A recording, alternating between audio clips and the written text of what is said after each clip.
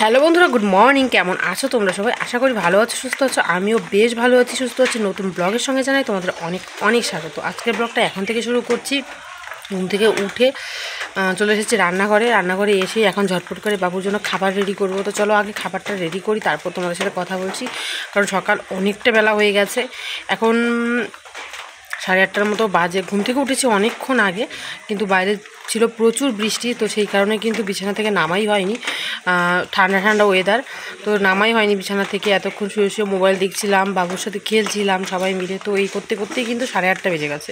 তো এখন ঝটপট করে খাবারটা রেডি করব, রেডি করে ওকে খাওয়াবো, তারপর তোমাদের সাথে করে কথা বলছি। চলো দেখতে থাকো। তো বন্ধুরা, এদিকে সকালবেলা বসিয়ে দিয়েছি আমি বাবুর জন্য গরম জলটা পুরো ফুটে গেছে। এখন এর সাথে দুধ মিশিয়ে কিন্তু বাবুকে খাইয়ে দেবো। সকালবেলা আজকে ওর খাওয়াটা দিয়েই ভিডিওটা শুরু করলাম। তো ওকে কিন্তু সকালে ঘুম থেকে উঠেই আমার প্রথম কাজ হচ্ছে ওকে খাওয়ানো। আর ও তো সেই সন্ধেবেলার দিকে খায়, যখন আমরা চা খাই তখন খেয়ে দিয়ে যে ঘুমোয়, তারপরে বুকের দুধেই সারা রাত ও যতক্ষণ ঘুমোয় ততক্ষণ কিন্তু বুকের দুধেই খায়। যখন ওঠে তখন ওকে আমি বুকের দুধ খাইয়ে দিই। তারপর ওকে এটা খাওয়ানো হয়ে গেছে। ওর হয়েছিল কাশি, তাই কিছু তুলসী পাতা তুলে এনে ভালো করে কল থেকে ধুয়ে এনেও এখানে গ্লাসের মধ্যে আবার ভিজিয়ে ভালো করে ধুয়ে নিচ্ছি। এটা চিপে চিপে এখন রস করব, ওকে খাইয়ে দেবো তুলসী পাতার রস। কারণ শুনেছি বাচ্চাদের তুলসী পাতার রস খাইয়ে দিলে কাশি নাকি অনেকটা পরিমাণ কমে যায়। তো ওর জন্য কিন্তু এই যে আমি চামচের মধ্যে তুলসী পাতার রসটা করে নিচ্ছি। ওকে তাড়াতাড়ি করে তুলসী পাতার রসটা খাওয়াবো। এতটা পরিমাণ কাশি হয়েছে, কাশির ওষুধ খাওয়ানোর পরেও না কমছিল না।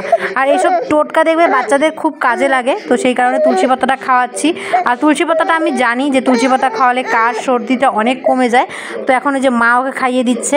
মা ওকে কোলে নিয়ে বসেছিল, তো মা বললো যে দে আমার কাছে, আমি খাইয়ে দিই। ও তুলসী পাতা খাওয়ার পর মুখের যে একটা ভাবভঙ্গি করেছে না, তোমাদের বলে বোঝাতে পারবো না। দেখো মুখটা যেন কেমন করে দিয়েছে, মানে ও তুলসী পাতাটা ভালো লাগেনি, তেতো তেতো হয়তো লেগেছে।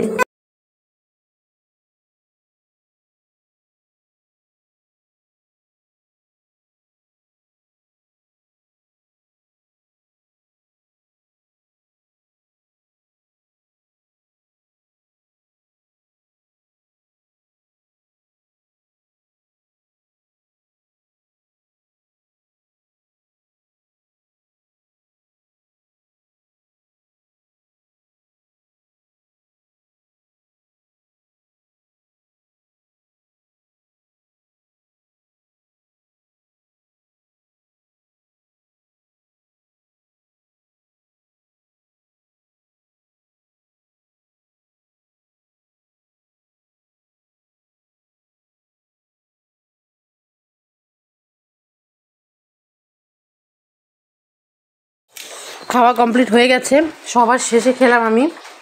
ওইদিকে পুরো ফ্রাইড রাইস যেটা ছিল একদম শেষ করে দিয়েছি। বাবা সম্পূর্ণ খায়নি, বাবার নাকি সকাল সকাল ভালো লাগছে না খেতে।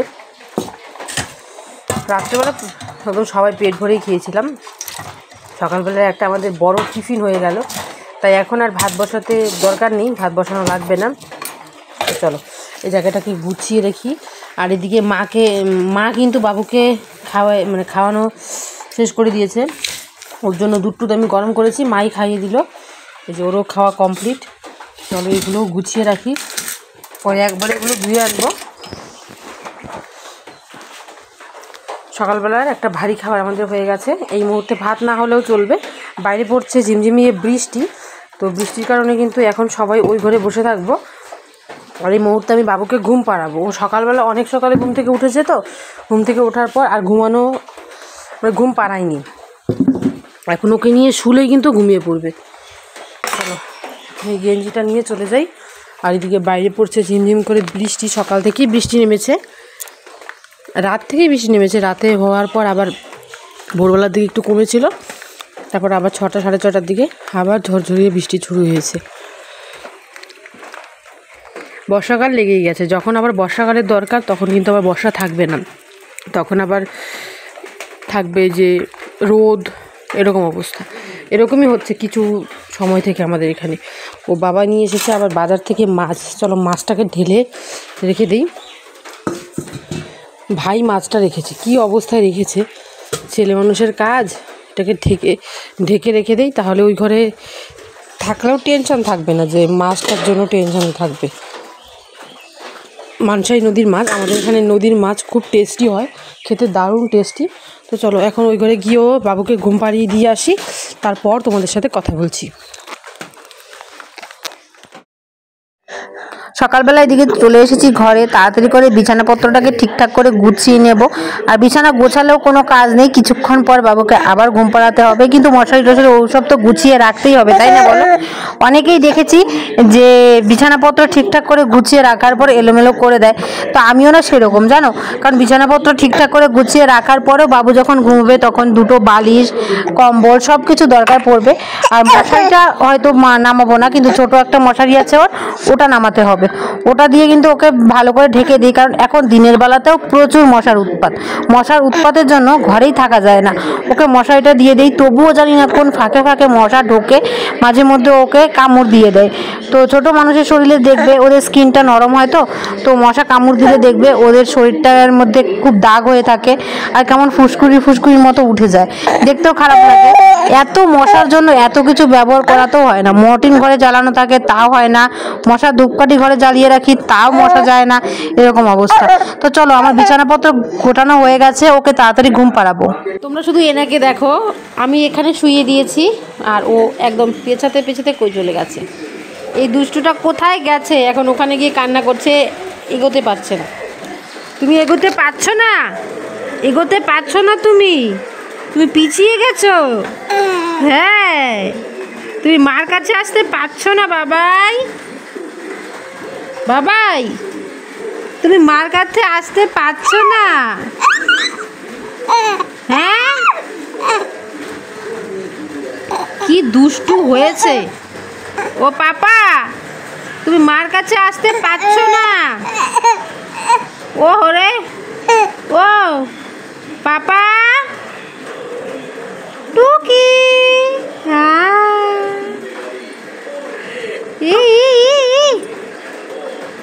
টু দিছে আমার বাবা, টু দিছে।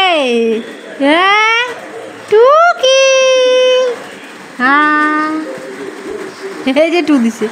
ওই দেখো, ওকে যদি টু বলো না, তাহলে দেখো এইভাবে মাথাটা নিচুভাবে দিয়ে দেয়। একভাবে শুয়ে তো থাকবেই না, ওনাকে আমি ঘুম পাড়ানোর জন্য নিয়ে এসেছি, আর উনি এখন এখানে এই সব করছেন। উনি এগোতে কম পারেন, উনি পিছিয়ে যান, এভাবে শুয়ে থাকতে থাকতে পিছিয়ে যান, আর ঘড়ির কাঁটা যেভাবে ঘুরে এভাবে চতুর্দিক উনি ঘুরতে থাকেন। এখন বিছানায় শুয়ে ওনাকে যাওয়াই যায় না, রিক্স হয়ে যায়। ও বাবা তুমি একটা ফুতু দাও নাই আজকে এখনো সকালবেলায়? চলো একটা ফুতু দিয়ে দিই। এ ফটো দেবে, ফটো এখানে একটা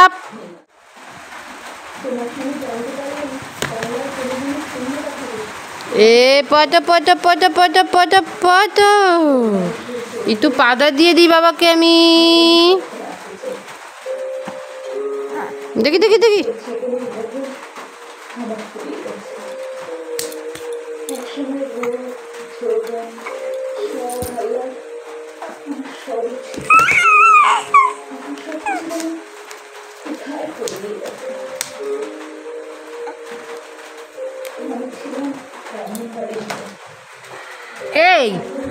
এই দুষ্টু ছেলে, এই দুষ্টু এই দুষ্টু, ঘুমু নেই তোমার? উঠবি ওঠ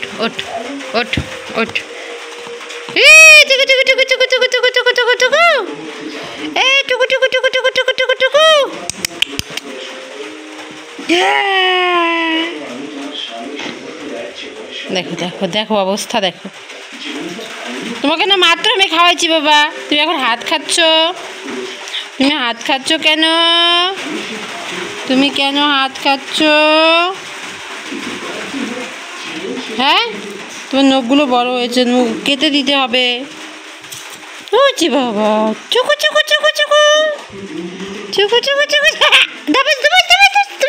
দুপুস।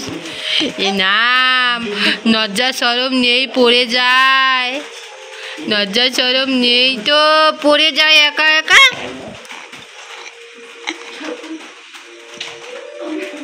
কিউটি, ও কিউটি, আমার কিউটি পাইটা কোথায় রে?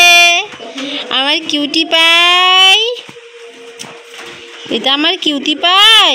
এই যে হে কিউটি পাই, দেখো অবস্থা অবস্থা। চলো ওকে ঘুম পাড়িয়ে দেই, পরে তোমাদের সামনে কথা বলছি। তো বন্ধুরা অনেকক্ষণ পর তোমাদের সামনে চলে এলাম। আজকে একটা আমি জিনিস দেখে একদম অবাক হয়ে গেছি। আমাদের শীতলকুচিতে কিন্তু এইসব জিনিস খুব বেশি হয়, তো দেখতে দেখতে অভ্যাস হয়ে গেছে জিনিসটা। কিন্তু আমি মানে আমার যেখানে বিয়ে হয়েছে সেখানে এই জিনিসগুলো হয় না, মানে এইরকম মারামারি কাটাকাটি এরকম খুবই কম, খুবই কম। আমি বিয়ের পর কোনোদিনও এখনও শুনিনি। 5 বছর হয়েছে আমার বিয়ে হয়েছে, এখন পর্যন্ত আমি এই জিনিসগুলো আমার কানে আসেনি। একদম আমার বাড়ির পাশে, একদম আমার বাড়ির পাশের বাড়িতেই এরকম অবস্থা হয়েছে। মা ছেলে দুজনকেই খুন করা হয়েছে। দুষ্কৃতীরা এসে মা ছেলে দুজনকেই এত মানে খারাপভাবে মেরেছে, তোমাদের বলে বোঝাতে মানে একদম একদম শেষ করে দিয়েছে শরীরটাকে, একদম এতটা খারাপ অবস্থা হয়েছে। আমার বাড়ির একদম পাশেই। আমি ফোন করেছিলাম বাড়িতে, তো ওরা বলছে যে ওরা ভালো আছে, আমার বাড়ির লোকগুলো ভালো আছে। যখনই সকালবেলায় আমি নিউজটা দেখি, মানে মোবাইলের মধ্যে নিউজটা আমি দেখেছিলাম, এখন তো সব কিছুই সোশ্যাল মিডিয়া হয়ে গেছে, সব কিছু কিন্তু আগে আগে মোবাইলেই চলে আসে। তো যখন আমি নিউজটা মোবাইলে দেখলাম না, পুরো আমার আটকে উঠলো শরীরটা, যে এরকম অবস্থা। তাড়াতাড়ি বাড়িতে ফোন করলাম, ফোন করলে সবাই সাথে যোগাযোগ করলাম যে কি হয়েছে হঠাৎ করে। আর যে খুন হয়েছে সে আমাদের মানে আমরা যে জাতি, মানে আমার বাপের বাড়ি পাল, তো ওই জাতিরই। আর যে খুন হয়েছে তার বাড়ি একদম আমার বাপের বাড়ির পাশেই, তার বাপের বাড়ি ওখানেই, আমার বাড়ি থেকে 2টো বাড়ির পরে। এরকম অবস্থা। এখন সত্যি মানে কোথাও কোনো শান্তি নেই। আর আমি জানতাম যে শামুকতলা এলাকায়, আলিপুরদুয়ারের ওই সাইডটাতে না এইসব কম হয়, কারণ সবাই নিজেকে নিয়ে ব্যস্ত থাকে ওই জায়গাতে, সবাই নিজে কর্ম করবে সেটাই তারা ভালো মানে বিশ্বাস করে। আর আমাদের এখানে দেখবেন মানে অনেক খারাপ খারাপ, মানে শীতলকুচিতে অনেক এইসব মারামারি ধরাধরি, কারণ আমাদের এই সাইডটাতে না একটু উগ্র মানুষ বেশি, তো সেই কারণে এরকম হয়। কিন্তু ওই দিকটাতে আমি 5 বছর হয়েছে বিয়ে হচ্ছে, আমি আজ পর্যন্ত শুনিনি, আমার কানে আজ পর্যন্ত আসেনি যে ওইদিকে কোনো মার্ডার হয়েছে, কোনো খুন হয়েছে, কিচ্ছু না। ওইদিকে হয় যে মাতাল টাতাল যারা মটত খায়, ওইদিকে তো মানে নেশার পরিমাণটা বেশি, তো আমার ওই শ্বশুরবাড়ি এলাকার দিকে তো এই জিনিসগুলো হয় যে ওইদিকে মাতাল মদ খেয়ে পড়ে আছে, কোথাও মদ খেয়ে মরে পড়ে আছে, কোনো জলে পড়ে আছে, এরকম অবস্থা। কিন্তু খুন এই জিনিসটা আজ পর্যন্ত হয়নি। এরকম অবস্থা মানে আমার সকালবেলায় শুনেই শরীরটা আটকে উঠেছে। একদম শ্বশুরবাড়ির পাশেই, বলতে গেলে আমার ওখানেই বাড়ি, মানে আমার বাড়ির কাছেই একদম এই অবস্থা, আমার বাড়ির সাথের বাড়িতে এরকম অবস্থা। সত্যি যখনই আমি ঘটনাগুলো দেখলাম, যখনই আমি এই জিনিসগুলো দেখলাম, আমার সত্যি আমার শরীরে আর কোনো রকম কিছু কাজ করছিল না, আমার পুরো শরীর ঠান্ডা হয়ে গেছিলো এরকম অবস্থা। বাড়িতে ফোন করার পরে বলো সবাই ভালো আছে, আর ওখানে পুলিশ পুরো একাকার অবস্থা হয়ে গেছে। তো এইরকম অবস্থা হলে পুলিশ হবেই। আর আমাদের বাড়ির পাশেই থানা, খুব কাছে থানা থেকে তাড়াতাড়ি চলে এসেছে পুলিশ। আর আমাদের এখানে কিন্তু থানা বিশাল বড় থানা, ওই আমাদের বাড়ির ওখানে, তো তাড়াতাড়ি পুলিশ চলে এসেছে, তদন্ত চলছে কি হবে না হবে। কিন্তু বাড়ির চারপাশে নাকি পুলিশ ঘিরে রেখেছে, মানুষজন একদম মেলা লেগে গেছে ওই জায়গাতে, এরকম অবস্থা। বাবা মাকে বললাম তোমরা সাবধানে থেকো। আমাদের বাড়িতেও তো এখন বাবা মা ছাড়া ভাইও বাড়িতে নেই, আমার ভাসুরও বাড়িতে নেই, বড় বাড়িতে নেই, আমিও বাড়িতে নেই। আমাকে বলেছে ফোন করে যে তোমার আসতে হবে না এখন, তুমি বাচ্চাটাকে নিয়ে ওখানেই থাকো, কারণ এখানে এত দুষ্কৃতির পরিমাণ এখন বেড়ে গেছে। 2 দিন আগেও পাশের বাড়ি 3টে বাড়ির পর বাড়িতে লুট হয়েছে, এরকম অবস্থা। সোনা দানা টাকা পয়সা যা ছিল সব লুট করে নিয়ে চলে গেছে। আজকে এই অবস্থা, মানে তার 2টো বাড়ি আগে আজকে এই অবস্থা। তো মানে সত্যি এরকম অবস্থা হচ্ছে। আমাকে পুরো বাড়ি থেকে ফোন করে বলে দিয়েছে তুমি এসো না ছোটো বাচ্চাকে নিয়ে, কারণ এদিকে এখন কারোর সাথে কারো শত্রুতা আমি না থাকলেও মানুষ এরকম করে দিচ্ছে। সত্যি এতটা ভয় লেগেছিলো আমার যখনই আমি শুনলাম। কিন্তু বাবা মাকে ফোন করার পর ওরা যখন ভালো আছে অনেকটা শান্তি পেয়েছি। কিন্তু যার মৃত্যু হয়েছে সেই কাকিমাকে আমি খুব ভালোবাসতাম, সেই কাকিমা খুব আপন ছিল একজন, সে আজ আমাদের মধ্যে নেই। তার আত্মার শান্তি কামনা করব। কিন্তু তাকে যে মেরেছে তার শাস্তি অবশ্যই চাবো, ভাইটাকে যে মেরেছে তার শাস্তি অবশ্যই চাবো। মা ছেলে দুজনকেই খুন করেছে, এর থেকে বড় আর কি হতে পারে বলো, এত মানুষ জঘন্য হয়ে গেছে না। মানুষের শত্রুতামি অনেক কিছু নিয়েই হয়, দেখো এখনকার জন্য অনেক কিছু জমি জায়গা টাকা পয়সা অনেক কিছু নিয়ে শত্রুতামি হয়, কিন্তু কাউকে মার্ডার করা সেটা সব থেকে বড় পাপ। এখন দেখবে ভাই ভাইয়ে কিন্তু ভীষণ শত্রুতামি লেগে গেছে। এই জিনিসগুলো না সত্যি এত পরিমাণে এখন বেড়ে যাচ্ছে, এই খুন খারাপ এইসব সত্যি মনে হয় না এই পৃথিবীতে কখন আছি কখন নেই, কখন চলে যাবো পৃথিবী থেকে নিজেও জানবো না, এই আছি এই হয়তো নেই, এরকম অবস্থা। তো আমি তোমাদের বলে বোঝাতে পারছি না যে আমার কতটা মাথায় টেনশন কাজ করছে। তোমরা অবশ্যই ফেসবুকে গিয়ে আলিপুরদুয়ার নিউজ একটা চ্যানেল আছে, ওখানে সার্চ করে দেখবে যে পুরো কাহিনিটা কী অবস্থা। পুরো মানে বাড়ির চারপাশে পুলিশ একদম থই করছে, এরকম অবস্থা, কিচ্ছু বলার নেই। আমি বাড়িতে যেতে চেয়েছিলাম, কিন্তু এখন আমাকে ডাইরেক্ট বাড়ি থেকে ফোন করে না করে দিয়েছে ওখানে যেতে, মানে এখন ওখানে যাওয়া আমার হবে না। যেতে চেয়েছিলাম যে ওই বাড়িতে গিয়ে কয়েকদিন থেকে আসি, কিছুদিন পর তো ছেলেটার অন্নপ্রাশন, ওখানে গিয়ে কিছুদিন থেকে আসি, এখন আর যাওয়া হচ্ছে না। এরকম অবস্থার মধ্যে আমার বাড়ি থেকেও ছাড়বে না, আর আমার ও বাড়িতেও না করে দিয়েছে, এরকম অবস্থার মধ্যে যেতে হবে না। ছোটো বাচ্চাকে নিয়ে কিভাবে যাব, আর ওখানে এরকম অবস্থার মধ্যে বলে দিয়েছে যতক্ষণ না তোমাদের দাদাভাই বাড়িতে আসছে ততক্ষণ যেন আমি ওখানে না যাই। কারণ মানে ও বাড়িতে থাকলেও একটা চিন্তা থাকবে না যে একজন পুরুষ মানুষ বাড়িতে আছে। আর আমার শ্বশুরমশাই তো বয়স হয়ে গেছে, কোনো কিছুই সামলাতে পারে না, তো নিজেরটাই নিজে করতে পারে না আমার শ্বশুরমশাই, এরকম অবস্থা, ভীষণ বয়স হয়েছে। আমার শাশুড়ি মা কানে শোনেন না, মানে যেদিকে যাবে ওই দিকেই যেতে থাকেন, একদমই কানে শোনেন না মা। তো কোথাও কোনো কিছু হয়ে গেলো মা বুঝতে পারেন, এরকম অবস্থা। যেরকম হয়েছিল আমার বাড়ির পাশে একজন এসে বসেছিল, আমি তোমাদের একদিন বলেছিলাম, আমার গেটের পাশে রান্না করছিলাম, গেটের পাশে একজন এসে বসেছিল, আমি যে রান্না করছে খুন্তিটা নিয়ে বেরিয়েছিলাম আমি দেখতে গেছিলাম যে লোকটা কে, আমি দেখে আসি, আমি খুন্তি দিয়ে তাকে তাড়া করতে যাইনি, রান্না করতে করতে খুন্তিটা নিয়ে চলে গেছিলাম, সে আমাকে দেখে দৌড়ে চলে গেছিলো, এরকম অবস্থা। তো মা একদমই শুনে না, মাকে আমি বলেছিলাম চিৎকার করে, মা দেখো তো কে এসেছে, কোনো লোক হয়তো এসেছে, গেটটা বন্ধ তো বাড়ির, হয়তো ডাকছে, দেখো তো। মা শোনেন না, মা বুঝতেও পারেননি। তারপর আমি গিয়েছিলাম, যাওয়ার পর যখন সেখান থেকে ফিরে এসে মাকে আমি বুঝিয়ে কথাটা বললাম, যে মাকে কথা বলার সময় এভাবে ইশারা দিয়ে কথা বলতে হয়, তো মা শোনে, কিন্তু তবুও হাত নাড়িয়ে বেশি জোরে জোরে কথাটা বলতে হয়। যখন বললাম তখন মা বলল, তুমি একা কেন গেলে, আমাকে ডাকতে পারতে। তো আমি ওই সব ভাবনা নিয়ে তখন ওখানে যাইনি, আমি গিয়েছিলাম দেখতে কে, হয়তো আমাদের কোনো দরকারে আমাদের বাড়িতে এসেছে, সেজন্য গিয়েছিলাম। তো চলো ব্লগটা দেখতে থাকো, আশা করি ভালো লাগবে ব্লগটা। সন্ধেবেলায় আজকে একটা স্পেশাল জিনিস দিয়ে আমাদের কিন্তু খাওয়াটা পুরো জমে গেল। এই জিনিসটা কারা কারা চেনো অবশ্যই জানিও। এটা হচ্ছে চাল ভাজা।